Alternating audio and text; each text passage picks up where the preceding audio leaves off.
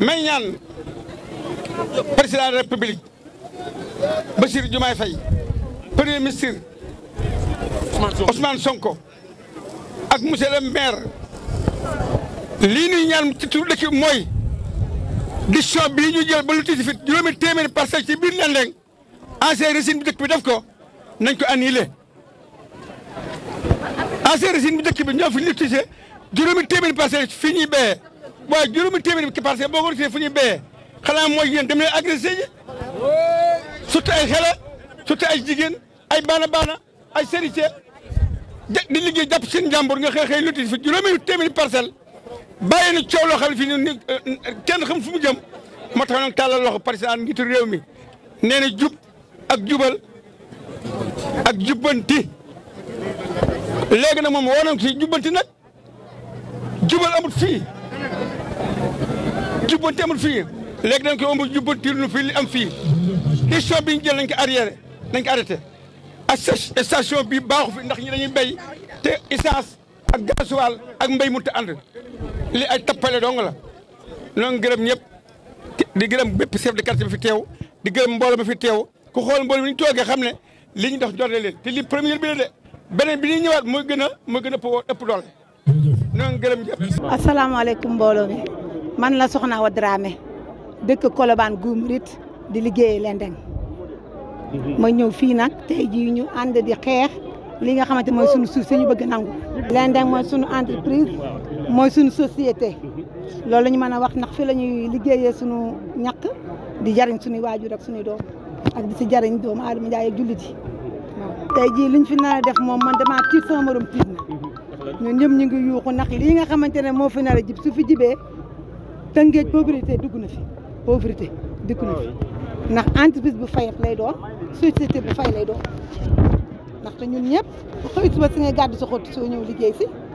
employé yaa ngi fi am pagaay liggéey baa ngi fi am pagaay immigré yaa ngi fi gambien yaa ngi fi ñu jógee Casamance ñëpp fi lay ñëw di liggéey si waxuma la nag jëmm yi nga xam ne ñoo nekk biir Tëngéej di fi liggéey. tey ban kàddu sakku def ngay yëkkati jëmale ci kilifa yi. tey maanaam li may yëkkati jëmale ci kilifa yi mooy ñu xool askan bi xool li nga xamante moom la jullit yi bëgg te lépp dafa war a ànd ak li nga xam ne tawfeex la ndax bërëb bii bërëbu liggéeyukaay la man bi ñu fiy dal di liggéey boobu man judduuma ndax sama papa ba may nekk xale daana ànd ak moom ñëw fii bu tawee ba sëbët ñuy bay si dugub kon nga xam loolu yàgg na mooy dund di dudd ba yàlla dogal man yàlla may ma xalaat ma ñëw fi di liggéey ba sama borom kër am na fi tool si biir tool yi mu ngi liggéey samay papa ak tool yi liggéey ma di leen xamal ne la bërëb bii buñ ko fayee yàq na Tëngéej ndax Tëngéej fii moom mooy sauvegarde Tëngéej bu ma déggul tubaab sax du ma wax si pouma yooyu ngeen di wax damay wax fa ni ma ko jëfandikoo fi laay liggéey di si jot samay alal di dem di faji sama soxla di si liggéey samay njàngi doom di si liggéey di samay xalaat di si tabax samay kër di si jënd samay kër di si dundal samay njaboot di si dimbali doomu aadama Njaay dimbali nag di taalibe Sëñ Tuubaa xam lu ma liggéey si doon naka wàgg Sëñ Tuubaa maanaam soxna yi nekk fii ëpp nañ 2000 ñi fiy ñëw fii bari na waa Touba waa Gambie waa Thiès waa Diourbel waa Njaaréem waa Caaroy banlieue bi amul fu doomu aadama Njaay di jógeen ñëw fii Lendeng amul Kër Massar ba Diawbe fi la ñuy liggéeyee. kon nañ fi bàyyi suufu Lendeng. suufu Lendeng moom dañ ko fi war a mën a bàyyi te loolu la ñuy sàkk pour ngeen defal ñu ko loolu daal moo doon sunu mbébét fii Touba Tamba partout foo dem fu ne boo bëggee tappale bëgg sa njaay jasa da nga naan Lendeng laa yore man mi kastoor laay jaay ñi ma xam bari na mas kastoor laay liggéey ëpp na 20 ans si la sama teraanga nekk si la sama teraangay morom yëpp nekk te booy ñëw fii nag macha allah li ma la bëgg a xam li fi am mooy amul loo fi joxe amul kayit boo fi joxe dañoo am ngor jullite boo ñëw ñu am wóolute daal lay jox say tool ñu jox la parcelle boo xam ne di nga ñëw waxaat ne 500000 lay jar ku mel ni kale du ja jox ma ko damay liggéey ba mu jeex ba muy gaaw bu teere ma dal koy compter xaalisam ma jël sama bénéfice nii la ñuy liggéeyee fii yal neen yàlla saxal si li ñuy ñaan daal mooy bàyyi leen ñu liggéey si la jàmm nekk liggéey mun la réew mi soxla nañu liggéey ànd ak jàmm ak salaam loolu la ñuy dénk nguur gi problème Ndingler bële la fa am moo bëgg a ñëw fii laam Ndingler moo bëgg a ñëw Lendeng kon bokk taal nañ suñu loxo lu si waay man nañ si jàppale ñu di koy ñaan président de la république mu dimbali ñu si ak ministre am di si ñaan Abdourahmane Diouf na fi def taxawaayam ndax Tëngéej la dëkk wasalaam. Pape Konaté, président du collectif pour le développement local des Colobane Guy Mouride, en même temps coordonnateur de cette marche organisée par le collectif pour la défense de Lendeng. C'est tout un début, hein? On vient juste de démarrer. Il faut que les gens comprennent qu'aujourd'hui, nous luttons pour la préservation de Lendeng. Et nous exigeons que les autorisations qui ont été faites pour la construction de quoi ou de je ne sais quoi, que ça soit retiré par ces autorités locales. Nous demandons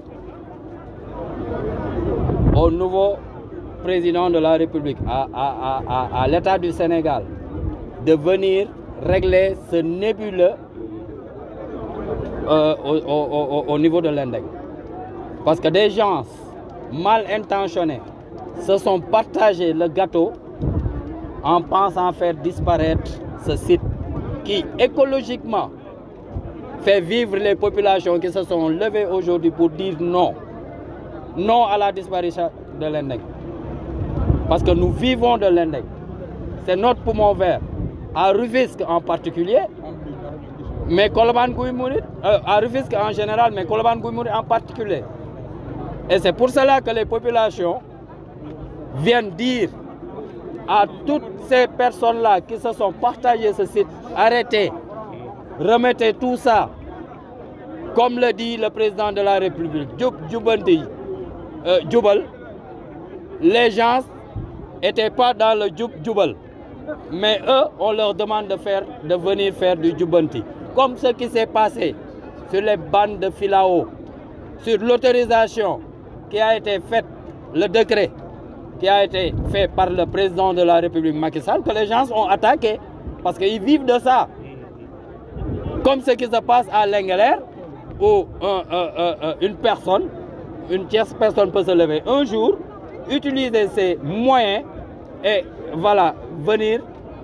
détruire tout ce que font les populations. Nous, à Rufisque, plus particulièrement à Rufisque Est, à Colobane Guy Mouride, nous disons non.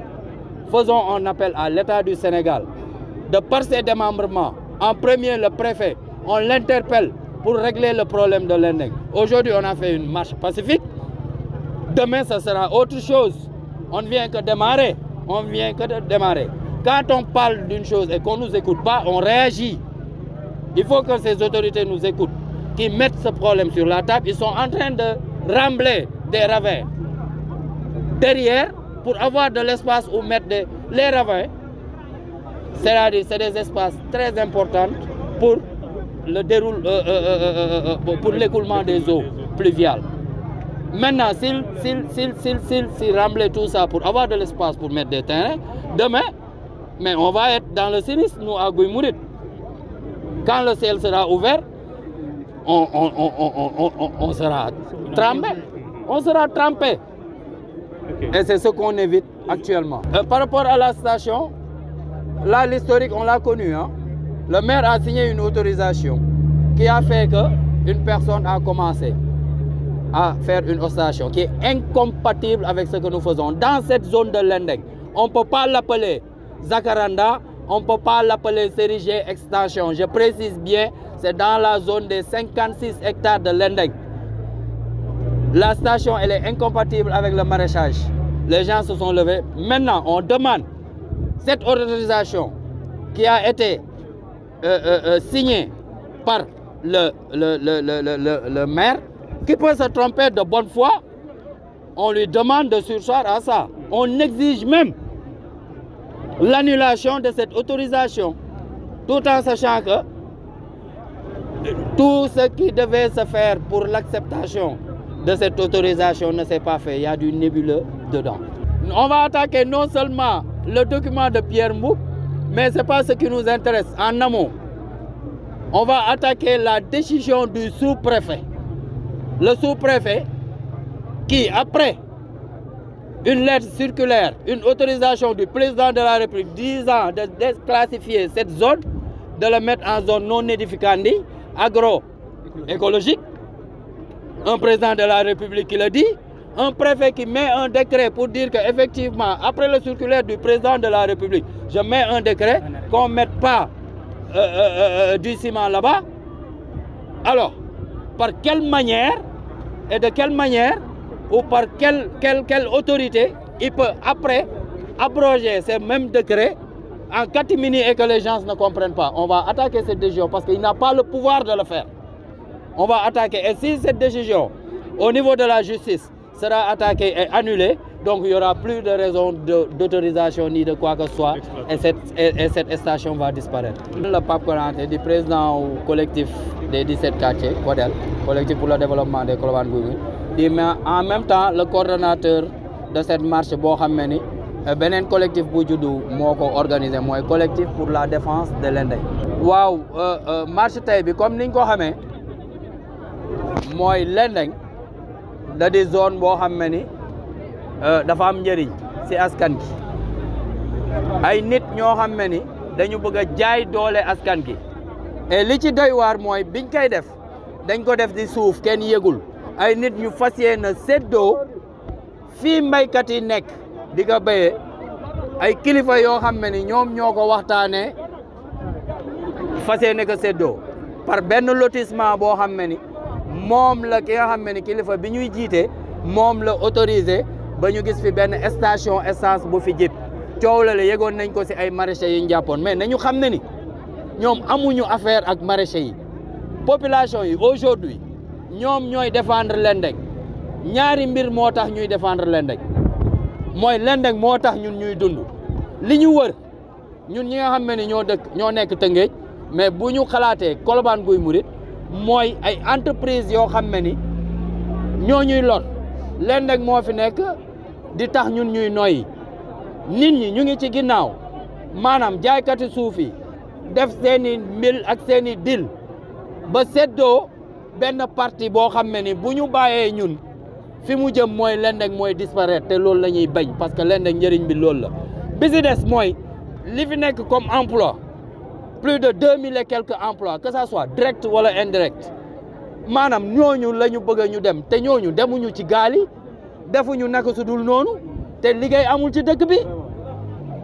léegi nag ay nit ñoo xam ne ni ñàkkuñu dara jël loolu dugal seen poche bëgg a séddoo bu ñu waxee maanaam ay 8 milliards wala 10 milliards buñ ko xaymawee ci ñoom li ñu bëgg a séddoo parce que fii zone bu am valeur la ñu ne leen non ñun duñ ko nangu donc population bi tey ñoo jug nekkat ñun d'accord ñu Lendeng di disparaître ñuy demander maanaam le maire mi nga xam ne moom moo signé autorisation demandé wuñ ko sax dañ koy exiger mu retirer autorisation boobu mu surseoir ko bu ko dindee ba pare dañu bëgg a attaquer la décision du sous-préfet bi fi nekkoon moom mi nga xam ne ni président dafa def circulaire ne fii bu fi ko kenn laal moom mu def benn décret ne si kaw circulaire u président bi fii kenn du ko laal mais mu delluwaat génnewaat beneen décret bu kenn yëgul si suuf parce que ñoom seeni dil la ñuy def après ne léegi mën nañ ko laal mais man moom ban pouvoir la am ba ab président de la république ne fii nañ fi def nangam moom mu ñëw ne nañ fi def parce que ñoom si lañ bokk il faut que ñu leeral ñu fii mbir mi ñan ñoo ko seddoo ñi ko seddoo nag rusuñu si Masamba rusuñu si Mademba ku ci laal te waroo ci laal dañ lay traduire en justice ba nga xam ne ni Lendeng dina fi continuer di des maanaam askan di continuer di dund xale yi continuer di liggéey baana yi continuer di liggéey Sénégal jëm kanam li ñuy woow le président de la République l'État du Sénégal li xew ci bande de filao bi maanaam président bind pour déclassifier ay nit jóg ne non du fi am parce que moo ñuy protéger li am Ndingler nga xam ne ni nit day ñëw yor alalam ñëw néewal doole nit ñi ci kaw alalu àdduna après yow nga am gain de cause non ñun loolu la ñuy bañaat donc dañ leen di wax ne ni bii moo gën a doy waar parce que dañuy soog a tàmbali bu ñu wootewul waxtaan ngir fay coow lii nga xam ne ni képp ku fi dugal sa xaalis di nga jëlaat sa xaalis wut feneen foo ko yóbbu nañu soog ne dañuy soog a commencé chaque mois dinañ def lu mel nii wala lu ko raw jëmale ko préfecture jëmale ko ci mairie bi jëmale ko pour que état du Sénégal gis ko woo ñu waxtaan régler lii une bonne fois. mais Pierre Mbour moom non seulement dañ koy attaqué wax naa ko léegi sous préfet dañ koy attaqué xam nga Sénégal li doy waar ay nit bu ñu ne alhamdulilah bu ñu amee ab régime bu bees bu naan jubal jubanti boo yoree sa xaalis da ngay dem dugg ci bureau yi yenn bureau yi bokk du ma wax yëpp maanaam di fexe noo géré nit ñi Pierre Mboup ci dil la yóbbee ay papiers yoo xam ne ni maanaam tribunal la ñu xam ne ni c'est des faux papiers et effectivement quand on parle d'audience publique booy am benn projet wala nangam da ngay woo askan gi waxtaan ak ñoom ñu xool ñoom fan lañ si toll lan lañ si war a def bu ñu waree bañ ñu bañ bu ñu waree nangu ñu nangu moom mu ne def na audience publique ba ñu autoriser ko pour mu def autorisation loolu la demee si yenn affaires yi ba am autorisation donc li mu wax yooyu yëpp dañ koy attaquer en justice pour que ñu xam ne ni li mu def nii du yoon pour que ñu fexe raser lii mu jeex. libéré leen leen.